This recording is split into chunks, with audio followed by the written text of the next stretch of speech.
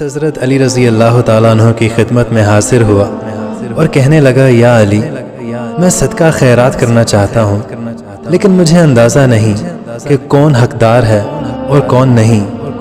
تو مولا علی علیہ السلام نے فرمایا، تم اس کو دے دو جو حقدار لگے، اور اس کو بھی دے دو جو حقدار نہ لگے۔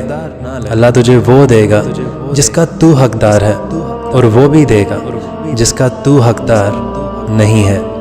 بیمار کا علاج صدقے سے کیا کرو، کچھ فرق نہیں پڑے گا اگر تم میں سے ہر ایک اپنی ایک دن کی خوراک صدقہ کر دیا کرے۔ ملک الموت کی طرف ایک تحریر بھیجی جاتی ہے جس میں بندے کی روح قبض کرنے کا حکم ہوتا ہے، لیکن جب وہ صدقہ دے دیتا ہے تو کہا جاتا ہے کہ تمہاری تحریر کو واپس کر دیا گیا ہے۔ دوستو، اللہ کے ساتھ کیے گئے کسی بھی معاملے میں خسارہ۔ علی رضی اللہ تعالی عنہ بیٹھے ہوئے تھے تو ایک شخص حضرت علی کے پاس آیا اور عرض کیا کہ یا علی، میں نے سنا ہے کہ آپ کی جو تلوار ہے ذوالفقار، یہ پہاڑ کو بھی چیر دیتی ہے، کیا یہ صحیح بات ہے؟ تو حضرت علی رضی اللہ تعالی عنہ نے فرمایا کہ ہاں، صحیح سنا ہے۔ تو اس نے کہا کہ یا علی، آپ اپنی تلوار دیں گے؟ میں آزما کر دیکھنا چاہتا ہوں۔ تو حضرت علی رضی اللہ تعالی عنہ نے اپنی تلوار اسے دے دی۔ تو اس شخص نے تلوار زور سے دیوار پر ماری، لیکن کچھ نہیں ہوا۔ تو کہنے لگا کہ یا علی، آپ تو کہہ رہے تھے کہ پہاڑ توڑ دیتی ہے، لیکن یہ تو دیوار تک نہیں ٹوٹی۔ تو حضرت علی رضی اللہ تعالی عنہ مسکرا کر بولے کہ میں نے تمہیں اپنی تلوار دی ہے، اپنا ہاتھ نہیں۔ ذوالفقار تبھی ذوالفقار ہے جب یہ علی کے ہاتھ میں ہے، ورنہ یہ صرف ایک لوہے کا ٹکڑا ہے اور کچھ نہیں۔ تو اس ویڈیو میں آپ کو حضرت جبریل امین کے بارے میں بتاؤں گا، اور اگر آپ کو یہ ویڈیو پسند آئے تو آپ کمنٹس میں سبحان اللہ لکھ سکتے ہیں۔ دوستو، کیا آپ جانتے ہیں کہ دنیا میں سب سے پہلے سبحان اللہ کس نے کہا تھا؟ حضرت جبریل امین نے کہا تھا۔ دوستو، آسمان پر سب سے پہلے نماز حضرت جبریل امین نے ادا کی تھی۔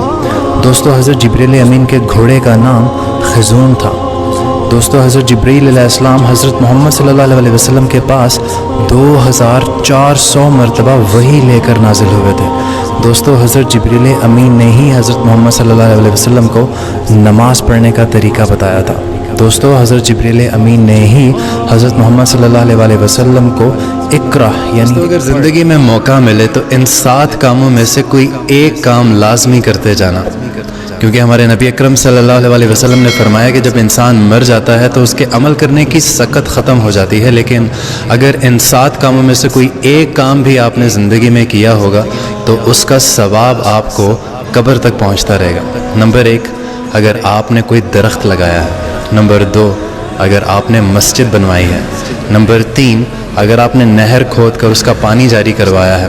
نمبر 4، آپ نے کنواں بنوایا ہے۔ نمبر 5، آپ نے کسی کو علم سکھایا ہے۔ نمبر 6، اگر آپ نے کسی کو قرآن پاک سکھایا ہے۔ اور نمبر 7، اگر آپ کے پاس نیک اور صالح اولاد ہے جو آپ کے جانے کے بعد بھی آپ کے لیے دعا اور آپ کو ثواب آپ کے قبر تک پہنچا سکتی ہے۔ دوستو، اگر موقع ملے تو ان کاموں میں سے کوئی ایک کام لازمی کرتے جانا، قبر کی منزلیں آسان ہو جائیں گی۔ جزاک اللہ۔ زیادہ سے زیادہ شیئر کیجیے گا۔